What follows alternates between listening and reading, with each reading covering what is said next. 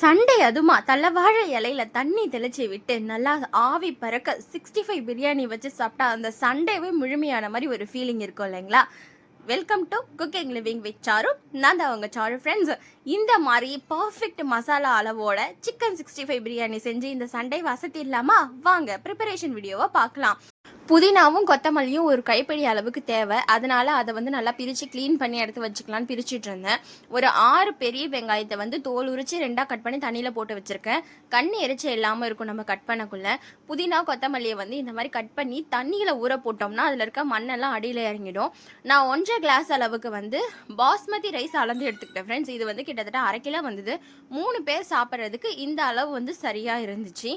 அரிசியை நல்லா வாஷ் பண்ணிவிட்டு அதில் வந்து சுடு தண்ணி ஊற்றி வச்சுக்கிறேன். அப்போ நல்லா வந்து அரிசி வந்து நல்லா லென்த்தாக வரும். அதுக்காக ஒரு 6 காஞ்ச மிளகா எடுத்து நான் தனியாக வச்சுக்கிறேன். அதில் கொஞ்சமாக சுட தண்ணியும் ஒரு 2 பல் பூண்டு சேர்த்து வச்சுக்கலாம். நம்ம காரத்துக்கு ரெட் சில்லி பவுடருக்கு பதிலாக இந்த பேஸ்ட் யூஸ் பண்ண போகிறோம். இது டேஸ்ட் இன்னும் என்ஹான்ஸ்டாக இருக்கும். தேவையில்லாத கலர்ஸ் நம்ம ஃபுட்டில் ஆட் ஆகிறதையும் நம்ம அவாய்ட் பண்ணிக்கலாம். இந்த மாவு வந்து 65க்காக நான் ரெடி பண்ணது. இதில் 2 ஸ்பூன் கோதுமை மாவு, 2 ஸ்பூன் அரிசி மாவு, 1 ஸ்பூன் அளவுக்கு கார்ன்ஃப்ளவர் மாவு கலந்து வச்சுருக்கேன். இது ரொம்ப திக் லேயராக வரக்கூடாது, ரொம்பவும் தின் லேயராக ஜஸ்ட் ஒரு கோட் ஆனால் போதும் நம்மளுக்கு. இதில் நல்லா கலந்து விட்டுட்டு ஒரு 3 ஸ்பூன் அளவுக்கு இஞ்சி பூண்டு பேஸ்ட் அதில் நம்ம சேர்த்துக்கலாம். அப்புறம் தேவையான அளவு உப்பும் இதில் நம்ம சேர்த்துக்கலாம். இப்போ நம்ம அரைச்சி வச்சுருக்கோம் இல்லையா அந்த ரெட் சில்லி பேஸ்ட்டு, அதையும் நம்ம இது கூட சேர்த்துக்கலாம். சீரியஸாக இதோட டேஸ்ட் வந்து நல்லாவும் இருந்துச்சு. தேவையில்லாத கலர் அவாய்ட் பண்ண இந்த மாதிரி நம்ம ட்ரை பண்ணலாம். இதை நல்லா கலந்து விட்டுட்டு நல்லா ஒரு அரை எலுமிச்சைப்பழ சாறை வந்து அதில் புரிஞ்சு விடணும். இது எங்கள் மரத்தில் காய்ச்ச எலுமிச்சைப்பழம். நல்லா பெருசாக சூப்பராக இருந்துச்சு. இதில் இருக்க எல்லா விதையுமே அழகாக நீக்கி எடுத்துட்டு நம்ம இந்த 65 மசாலா கூட இதை நம்ம கலந்து விட்டுக்கலாம். இது ரொம்பவும் சிம்பிளாக செய்கிற 65 பிரியாணின்றதுனால நான் சிம்பிளான ரெசிபி மட்டும்தானே ஆட் பண்ணியிருக்கிறேன். பட் டேஸ்ட்டில் எந்த ஒரு காம்ப்ரமைஸும் இதில் கண்டிப்பாக இருக்காது. நீங்கள் கண்டிப்பாக இதை ட்ரை பண்ணி பாருங்கள் ஒரு தடவையாச்சும். இதை நம்ம வந்து ஊற வைக்க வேண்டாம். நம்ம சட்டனே இதை வந்து போட்டு பொரிச்சு எடுத்துடலாம். இந்த எண்ணெய் காயிற இந்த கேப்பே நம்மளுக்கு வந்து ஊறுறதுக்கு போதுமானதாக நம்மளுக்கு இருக்கும். நம்ம ஸ்டவ் ஆன் பண்ணி கடாய் வச்சு அதில் வந்து எண்ணெய் பொரிச்சு எடுக்கிறதுக்காக நான் ஊற்றிட்டேன் எண்ணெய். இப்போ வந்து நம்ம இந்த கேப்பில் வெங்காயத்தை வந்து நம்ம கட் பண்ணி எடுத்துக்கலாம். நான் தண்ணியில் ஊற போட்டு வச்சுருக்கேன்ல, இதை ஜஸ்ட்டு எடுத்து இப்படி ஸ்க்வீஸ் பண்ணி எடுத்தோம்னா நம்மளுக்கு உள்ளே தேவையில்லாத அந்த தண்ணியெல்லாம் வெளில வந்துடும். நம்ம கண் எரிச்சல் அவாய்ட் பண்ணுறதுக்கு இந்த மாதிரி, அதுவும் இந்த மாதிரி பிரியாணிலாம் செய்யக்குள்ள வெங்காயம் அதிகமாக தேவைப்படும். கண் எரிச்சல் சுத்தமாக தாங்காது.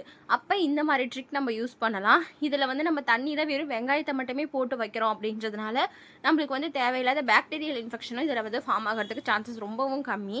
அதனால் நீங்கள் இந்த மாதிரி ட்ரை பண்ணி பாருங்கள். நான் எல்லா வெங்காயத்தையுமே நல்லா ஸ்க்வீஸ் பண்ணி தண்ணி இல்லாமல் புழிஞ்சு எடுத்து வச்சிட்டேன். நல்லா நீள் வாக்கில் தின் லேஸாக வந்து கட் பண்ணி நான் எடுத்துக்க போகிறேன். இந்த எல்லா வெங்காயத்தையுமே நம்ம வெங்காயம் எல்லாத்தையுமே ஒன்று போல் ஒரே ஸ்லைசஸாக கட் பண்ணி எடுத்துக்கலாம். இப்போ வந்து எண்ணெய் நல்லா காஞ்சிடுச்சு. நம்ம வந்து கலந்து வச்சுருக்கோம் இல்லையா அந்த கோட்டிங்கில் 65 மசாலா, அதை வந்து எண்ணெயில் போட்டு நல்லா பொரிச்சு எடுத்துக்கலாம். போடக்குள்ளேயே நல்லா அழகாக பபுள்ஸாக வருது இல்லைங்களா? சூப்பராக இருக்கும் பார்க்குறதுக்கு. டேஸ்ட்டும் அப்படிதாங்க சூப்பராக இருந்துச்சு. கண்டிப்பாக நீங்கள் இதை ட்ரை பண்ணி பாருங்கள் உங்கள் வீட்டில். எப்படி வந்துச்சுன்னு சொல்லிட்டு எனக்கு கண்டிப்பாக கமெண்ட்லேயும் ஷேர் பண்ணுங்கள். அன்டில் உங்கள் வீட்டில் என்ன இன்றைக்கி நான்வெஜ் ஸ்பெஷல் அப்படின்னு சொல்லிட்டு எனக்கு கமெண்ட் பண்ணுங்கள். நான் ஏதாவது ரெசிபி உங்களுக்கு வந்து செஞ்சு வீடியோ போடணும் அப்படின்னு நீங்கள் நினைக்கிறீங்கன்னா அதையும் கண்டிப்பாக கமெண்ட் பண்ணுங்கள். பார்க்கலாம் எத்தனை பேர் கமெண்ட் பண்ணுறீங்க அப்படின்னு சொல்லிட்டு. இது ஒரு பக்கம் பொரிஞ்சிக்கிட்டே இருக்கட்டும். நம்ம நெக்ஸ்ட் வந்து அந்த ஆனியன்லாம் கட் பண்ணி எடுத்து வச்சுட்டு நம்ம ஒரு பக்கம் 65 பொரிச்சிக்கிட்டே அடுத்த பக்கம் வந்து நம்ம இந்த வெங்காயம் கட் பண்ணிக்கிட்டு அதை தாளித்து விடுற வேலையை நம்ம சைட் பை சைட் பார்த்துக்கிட்டே இருந்தால் நம்மளுக்கு வந்து ரொம்ப டைம் இழுக்காது. சட்டுன்னு வேலை முடிஞ்சிடும். இந்த வந்து அப்பப்போ திருப்பி போட்டுக்கிட்டே இருக்கணும் ஃப்ரெண்ட்ஸ். 65 மீடியம் ஃப்ளேமில் வச்சு பண்ணிங்கன்னா தான் உள்ளேயும் நல்லா குக் ஆகி ஓரளவுக்கு நம்மளுக்கு அழகாக வந்துடும். நல்லா எப்படி பொரியுது பார்த்தீங்களா? இப்போ வந்து ஹோல் ஸ்பைசஸ் நான் எடுத்துக்கிட்டேன். 2 பட்டை, 3 கிராம்பு, 3 ஏலக்காய், 1 பிரிஞ்சி இலை, இது எல்லாத்தையும் ஒரு நட்சத்திர மொக்கு. இப்போ வந்து இந்த எண்ணெய் பொரியுது இல்லைங்களா, அந்த எண்ணெயை தான் நம்ம வந்து இந்த வானலியில் சேர்த்துக்கிறோம். ஏன்னா அப்போ தான் இந்த 65 மசாலாவோட டேஸ்ட் வந்து அந்த எண்ணெயில் இறங்கியிருக்கும் இல்லையா, அதை வந்து நம்ம அதில் சேர்த்து பண்ணக்குள்ள அந்த வாசனை நல்லாயிருக்கும். நான் இப்போ வந்து அந்த ஹோல் ஸ்பைசஸையும் அதில் சேர்த்துட்டு நல்லா வெங்காயத்தையும் சேர்த்து கல்லுப்பு கொஞ்சமாக போட்டு நல்லா வதங்கட்டும் அப்படின்னு சொல்லிட்டு மூடி வச்சுட்டேன். அந்த கிளிப்பிங் மிஸ் ஆகிடுச்சு, சாரி. இப்போ வந்து நம்மளோட 65 நல்லா ரெடி ஆகிட்டு இருக்கு பார்த்தீங்களா?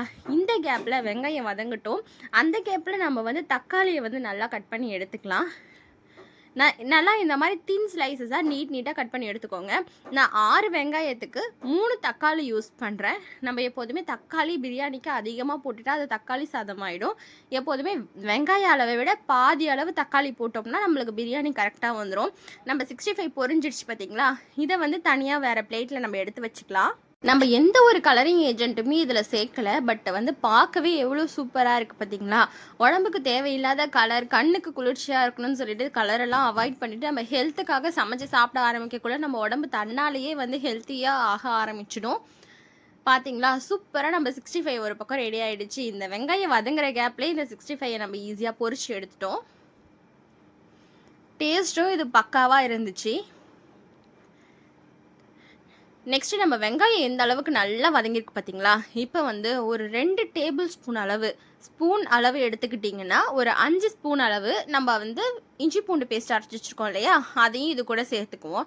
இஞ்சி பூண்டு வதங்கினதுக்கப்புறமா நம்ம நறுக்கி வச்சுருக்க அந்த 3 தக்காளியும் அது கூட சேர்த்து நல்லா மைய வதங்கணுங்க. தக்காளியும் அது வரைக்கும் நல்லா நம்ம மூடி போட்டு வணக்கி எடுத்துக்கலாம். 5 மினிட்ஸ்க்கு ஒன்ஸு திறந்து பார்த்து கிளறி விட்டுக்கிட்டிங்கன்னா கரெக்டாக இருக்கும். நான் இப்போ புதினா, கொத்தமல்லி இருக்கு இல்லைங்களா, அதை வந்து இந்த மாதிரி பொடி பொடியாக கட் பண்ணி எடுத்து வச்சுக்கிட்டேன். இல்லைனா சாப்பிடும்போது ரொம்ப பெருசாக வாயில் மாட்டும், கஷ்டமாக இருக்கும். இப்போ நம்ம தக்காளி நல்லா வணங்கி குழைவாக வந்துருச்சு இல்லைங்களா, நல்லா வதக்கி விட்டுக்கோங்க. இந்த ஸ்டேஜ் அப்படின்னா கரெக்டாக இருக்கும். இப்போ நம்மளோட தலைவன் நம்ம அரைச்சி வச்சுருக்கோம் இல்லைங்களா, அந்த ரெட் சில்லி பேஸ்ட்டு ஒரு 1/4 கப்பு இருக்கும். அதை மொத்தமாகவும் நான் இந்த இதில் வந்து சேர்த்துக்கிறேன். பிரியாணி மிக்ஸில் எப்படி சூப்பராக இருக்குல்ல பார்க்குறதுக்கே. நீங்கள் கண்டிப்பாக இந்த மாதிரி அரைச்சி ஒரு தடவை ட்ரை பண்ணி பாருங்களா, டேஸ்ட்டு பக்காவாக இருக்கும். இதை நல்லா கலந்து விட்டுணும் அந்த பச்சை வாசம் போகிற அளவுக்கு. கூட வந்து நம்ம இந்த புதினாலாம் கட் பண்ணி வச்சோம் இல்லைங்களா, அதில் வந்து ஒரு 3/4 வாசியை வந்து நம்ம இதில் வந்து சேர்த்துக்கலாம். கொஞ்சமாக எடுத்து வைங்க, லாஸ்ட்டாக நம்மளுக்கு கார்னிஷிங்க்கு தேவைப்படும். மூடி போட்டு குக் பண்ணிங்க. ஒரு 5 மினிட்ஸ்க்கு அப்புறம் ஓப்பன் பண்ணி கிண்டி விட்டிங்கன்னா அந்த பச்சை வாசனை எல்லாமே கம்ப்ளீட்டாக டவுன் ஆகி நம்மளுக்கு வந்துடும். இப்போ வந்து ஒரு 100 கிராம் ஆஃப் கர்டு நான் இதில் வந்து சேர்த்துக்கிறேன். நான் அப்படியே ஒரு டப்பாவில் கர்டு வாங்கிட்டேன். அந்த கர்டு அப்படியே அளவாக இருக்கணும்னு சொல்லிட்டு அதில் எல்லாத்தையுமே நான் கலந்து நல்லா ஒன்று போல் கிளறி விட்டுருங்க. இந்த பாட்டு எனக்கு ரொம்ப பிடிக்கும். தலைன்னு எவ்வளோ சூப்பராக இருக்குது பார்த்தீங்களா. 65 நம்ம பொரிச்சு வச்சுருக்கோம் இல்லையா, அதில் ஒரு பாதி 65 வந்து நம்ம இப்பயே அதில் சேர்த்துக்கலாம். நீங்கள் இந்த மாதிரி ஒரு தடவை கண்டிப்பாக ட்ரை பண்ணுங்கள் ஃப்ரெண்ட்ஸ். இந்த டேஸ்ட்டை நீங்கள் மறக்கவே மாட்டீங்க. இப்போ 1 ஸ்பூன் அளவுக்கு பிரியாணி மசாலா நான் இதில் சேர்த்துருக்கிறேன். அடுத்து 1 ஸ்பூன் அளவுக்கு சிக்கன் மசாலா சேர்த்துருக்கேன். வேறு எந்த மசாலாவுமே சேர்க்க வேணாம். இந்த அளவு சேர்த்தாலே போதுமானதாகவும் இருக்கும், ரொம்பவும் திகட்டாது. பர்ஃபெக்ட் டேஸ்ட்டில் நீங்கள் ஹோட்டலில் சாப்பிட்ற ஸ்டைல்லே உங்களுக்கு பிரியாணி பர்ஃபெக்டாக அமைஞ்சு வந்துடும். நல்லா இதை ஒன்று போல் கிளறி விட்டுரும். பார்த்தீங்களா, தலைன்னு தண்ணி இருந்தது, இப்போ நல்லா வற்றி சூப்பராக அந்த மசாலா ஸ்மெல்லாம் போய் பக்காவாக ரெடியாகி வந்துருச்சு நம்மளுக்கு. இப்போ நம்ம 1.5 கப்பு அரிசிக்கு 3 கப்பு தண்ணி அளவு நம்ம சேர்த்துக்கிறோம். 1:1 அந்த ரேஷியோவில் நம்ம எடுத்துக்கிறோம். தண்ணி ஊற்றிட்டு நல்லா ஒரு சைடு கிளறி விட்டுருங்க. மூடி போட்டு நல்லா தண்ணி பாயில் ஆக விடணுங்க. இந்த ஸ்டேஜில் வந்து உப்பு காரமும் செக் பண்ணிக்கோங்க. ஏதாவது கம்மியாக இருக்குன்னா நீங்கள் அட்ஜஸ்ட் பண்ணிக்கலாம். எனக்கு உப்பு கம்மியாக இருந்தது, நான் சேர்த்துக்கிட்டேன். தண்ணி இப்படி கொதிக்குது இல்லைங்களா, இப்போ வந்து நம்ம ஊற வச்சுருக்கோம் இல்லைங்களா, அந்த அரிசியவும் இது கூட நம்ம சேர்த்துக்கலாம். நல்லா பொலன்னு இருக்கு இல்லைங்களா, இந்த அரிசியை உடையாமல் பொட்டு போல் அதில் வந்து சேர்த்து நல்லா லேசாக கலந்து விட்டு எடுத்துருங்க. நான் எல்லாத்தையுமே கம்ப்ளீட்டாக அதில் சேர்த்துட்டேன். நல்லா ஒரு கிளறி மூடி போட்டு எடுத்து வச்சிடலாம். நம்ம ஒரு 5 மினிட்ஸ் ஆர் 10 மினிட்ஸ்க்கு அப்புறம் இந்த அளவுக்கு தண்ணி வற்றி நிற்குங்க. இதை ஒரு தடவை கிளறி விட்டுட்டு இதுக்கு மேலே நம்ம அரை மூடி எலுமிச்சைப்பழம் எடுத்து வச்சுருக்கோம் இல்லையா, அதை வந்து நல்லா பிழிஞ்சு விட்டுறலாம். இதில் நல்லா எல்லாத்தையுமே ஸ்க்வீஸ் பண்ணிவிட்டு நம்ம மிச்சம் எடுத்து வச்சுருக்கோம் இல்லையா 65, அதையும் இதில் சேர்த்துக்குவோம். மிச்சம் இருந்தால் சேர்த்துக்கோங்க, ஏன்னா நம்ம வந்து பொறிக்கவே வீட்டில் எல்லாம் காலி ஆகிக்கிட்டு இருந்தது. இப்போ வந்து ஒரு 50 கிராம் அளவுக்கு நெய் நான் அதில் வந்து சேர்த்துக்கிறேன். 1 ஸ்பூன் அளவு அப்படின்னா கூட அது கரெக்டாக இருக்கும். நல்லா ஃபுல்லாக எல்லா நெய்யுமே அதில் வந்து சேர்த்தாச்சு. இப்போ தம் போடுறதுக்கு நம்ம பிரியாணி ரெடி ஆகிடுச்சு. தோசைக்கல்ல அடுப்பில் வச்சுக்கணும். அடுப்பை ரொம்பவும் லோ ஃப்ளேமில் வச்சுடுங்க. நம்ம வந்து பிரியாணி பாட்டை தூக்கி அது மேலே வச்சுடுங்க. நம்ம லெஃப்ட் ஓவர் புதினா கொத்தமல்லி வச்சுருக்கோம் இல்லையா, அதை அது மேலே மழைச்சாரல் மாதிரி அப்படியே தூவி விட்டுடுங்க. நெக்ஸ்ட் இதை வந்து நல்ல ஒரு பிளேட்டை வந்து பிளைனான ஒரு பிளேட் எடுத்துக்கோங்க. அந்த பிளேட்டை போட்டு ஜஸ்ட் அது மேலே மூடி வச்சுருங்க. நம்ம இதில் வந்து மாவு எதையுமே கோட் பண்ணி மூடலை, அப்படியே மூடி வச்சு இந்த மாதிரி வீட்டிலலாம் உரல் உலக்க இருந்துச்சுன்னா தூக்கி மேலே வச்சுருங்க. எங்கள் வீட்டில் உரல் உலக்கலாம் இல்லைப்பா அப்படின்னா தண்ணி தவளை இருக்கு இல்லைங்களா, அதை தூக்கி இந்த பாட் மேலே வச்சுடுங்க. நல்லா சிம்மிலேயே கிட்டத்தட்ட 20 நிமிஷம் வேகணுங்க. கரெக்டாக 20 நிமிஷத்துக்கு அப்புறம் ஓப்பன் பண்ணால் ஹோட்டலே தோற்று போயிடுங்க. அந்த அளவுக்கு நீங்கள் வீட்டில் பிரியாணி செய்வீங்க. இந்த ப்ரிப்பரேஷனை கண்டிப்பாக ட்ரை பண்ணி பாருங்கள்.